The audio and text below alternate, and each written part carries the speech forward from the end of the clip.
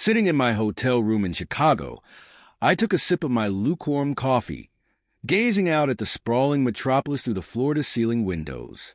The city skyline stretched before me, a quiet afternoon settling over the towering buildings. My schedule had been packed, meetings, emails, but for the moment I had a brief respite. Yet, instead of tackling the important task that awaited me, I did what most people do when they have a few free minutes. I grabbed my phone and started scrolling through Facebook. That's when I saw it. A new post. My eyes landed on the words, and for a fleeting second, my vision blurred. My heart faltered, a strange hesitation in its rhythm. I blinked, refocusing, my brain struggling to process the message before me. Then, I saw the name beneath the post, Olivia Carter. My wife. A stunned pulse pounded in my chest. My wife had given birth. I had no idea she was even in labor. No text, no call, nothing. I quickly looked at the image attached to the post. Olivia lay in a hospital bed, her dark hair damp with sweat. Despite the exhaustion evident on her face, she was glowing. In her arms, she held a newborn, my baby. At least, that's what I thought. My in-laws stood beside her, beaming with pride. It should have been a moment filled with immense joy, a surge of relief, an overwhelming wave of excitement. But something was wrong. An unease twisted deep in my gut as I scrutinized the image, my instincts on high alert.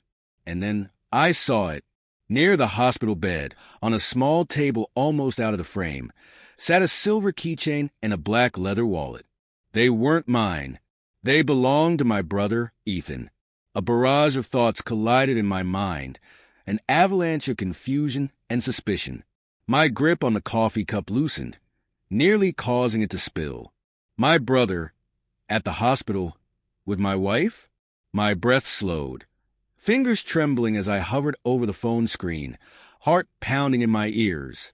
I recognized that wallet instantly, an expensive brand I had gifted Ethan for his last birthday, and the keychain, a souvenir from his trip to Las Vegas. A suffocating heat crept up my spine. My gaze snapped back to the caption, "Our little angel." My stomach clenched. Ethan had been there when my wife gave birth. Why? I swallowed the lump rising in my throat, grasping at rational explanations. Maybe he had just stopped by. Maybe he was visiting. Maybe... I exhaled slowly, forcing myself to move. My hands operated on instinct as I typed out a simple, hollow response. Congratulations. Best wishes. Then I hit send, but I wasn't done. Without hesitation, I reopened my airline app and searched for the earliest flight home. I didn't know what awaited me, but I was going to find out. By the time I landed, the sky was a deep navy, the city wrapped in the final moments of night before dawn. Streetlights cast elongated shadows across the near-empty roads. The flight had been a blur, a haze of adrenaline and relentless thoughts. I hadn't reached out to Olivia. I hadn't spoken to anyone. I didn't want emotions. I wanted answers. As I stepped off the plane, I powered on my phone. A flood of missed calls and unread messages appeared instantly. None from Olivia, but one message stood out, one that told me everything I needed to know. Hailing a cab, I gave the driver an address. Years ago, I had enlisted the services of Blackstone Detective Agency for a corporate case. They were discreet, efficient, ruthless, exactly what I needed now. The city was waking up. Workers spilling into high-rises, coffee vendors setting up along the sidewalks. Life moved forward as usual. But for me, everything had changed. Stepping into the dimly lit lobby of the agency, I inhaled the scent of aged wood and stale coffee. The woman at the front desk, glasses perched on the bridge of her nose, looked up as I approached. "Mr. Carter," she greeted, her tone composed. "It's been a while. John Blackstone is expecting you." I nodded and followed her down the hall. John Blackstone hadn't changed. Tall, broad-shouldered, with silver at his temples. He was a man who had witnessed too much to be surprised by anything anymore. As he shook my hand, his sharp gaze studied me. "What can I do for you?" he asked. Wordlessly, I pulled out my phone, opened the Facebook post, and slid it across the desk. My wife just gave birth. Blackstone's expression darkened as he examined the image. I tapped the screen, zooming in on the keychain and wallet. They belonged to my brother. He gave a slow, measured nod. His face betrayed nothing. "Let's find out why." Slowly, he retrieved a notepad. "Tell me everything." I recounted what I knew, or at least what I thought I knew. Blackstone listened without interruption, his face unreadable. Then he spoke. "First, I'll track your brother's movements using his credit card records and travel history. If he was somewhere he shouldn't have been, we'll know." I gave a stiff nod. "We'll also review your wife's medical records," he continued. "See who was listed as her emergency contact." A bitter chuckle escaped me. "If Ethan's name appears anywhere," I said, "then we have our answer." Blackstone didn't react, just gave a firm nod. "How deep do you want us to go?" My jaw tightened. "I want everything." Blackstone jotted down a note. "It'll take a few days." I exhaled sharply, running a hand down my face. "Do you want us to monitor your wife as well?" I hesitated.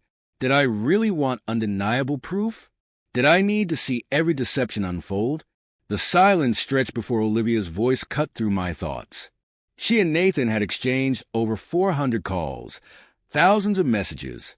I tapped my phone, locking the screen. My voice was eerily calm when I finally spoke. "So, what lie were you planning to tell me this time?" I asked, my gaze steady on Ethan. Would he have carried on as if nothing had happened? Would he have cloaked his betrayal under the guise of brotherly concern, claiming he was merely looking out for Olivia while I worked tirelessly to secure our future? Ethan's jaw clenched as he finally met my stare, but he remained silent. "Or maybe you, Olivia, would have let the tears fall," I continued coldly. "Would you have claimed this was all a misunderstanding? That somehow, by accident, you ended up in my brother's bed? That you unintentionally carried his child? That you inadvertently led me to believe the baby was mine?" Her face went ghostly pale. I didn't flinch. Turning to my parents, I forced myself to keep my voice steady. "And you—" Before I could go on, Nathan interjected. "Let's not do this here." A resentful laugh slipped past my lips. "Not here? Then where, Dad? Where should we do this?" I stared at him, shaking my head. I've sat at this table for 5 years believing we were a family. My mother dabbed at her eyes. "Nathan, please." I shot her a look, my patience threadbare. Tapping my phone, I pulled up the evidence. A bank transaction. "Nathan, you've been sending Olivia money." She flinched. I traced the transfer. It was under her name, from my mother's account. "You were financially supporting your son's affair with my wife." "Don't you dare cry, Mom. Not right now."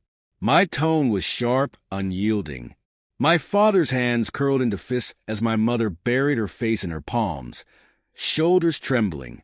"We never wanted this to happen," my father murmured. I let out a slow, bitter exhale, something breaking apart inside me. "But you knew," I said, my voice rising. "You both knew. And still, you let me play the fool. Let me play the husband to a woman carrying another man's child. Your other son's child." My mother sobbed. My father sighed. Olivia swallowed hard. Nathan said nothing. I turned to Olivia. "You didn't want this? Then why did you let it happen?" Bracing my hands on the table, I leaned forward. "Let me tell you what happens next. Ethan, you too. You will deal with the consequences alone, and I will make sure your affair is public knowledge." "You wouldn't—" I smirked. "Oh, Olivia, I already have. Check your email." Ethan's expression twisted with rage. "You think you can ruin me," he growled. Olivia gasped. I met his glare without blinking. "You did that to yourself." Turning to my parents, I saw my mother's tear-streaked face falter my resolve for just a second. But then, I steeled myself. I don't have parents anymore. She opened her mouth to protest, but I was already rising from my seat. Nathan, you made your choice, I murmured, my voice devoid of warmth. No one stopped me as I slipped my phone into my pocket, grabbed my coat, and strode toward the door. Nathan, Olivia's voice rang out, desperate. Please, don't do this. I turned back, my gaze impassive. Do what? Stay, she pleaded. Let's talk. A hollow laugh escaped me as she clutched her chest. Oh, Olivia, I whispered, shaking my head. You lost me a long time ago. Without another word, I walked away. I drove in silence. No music, no radio, no turning back. The headlights cut through the darkness as I navigated the empty streets. My hands remained steady, my breathing even, my mind sharper than ever. It had played out exactly as I expected, shock, denial, weak justifications begging. But I hadn't laid all my cards on the table just yet. I needed to see what they would do next. On cue, my phone rang. I didn't need to check the caller ID to know who it was. Olivia. I smirked and shook my head. Not anymore.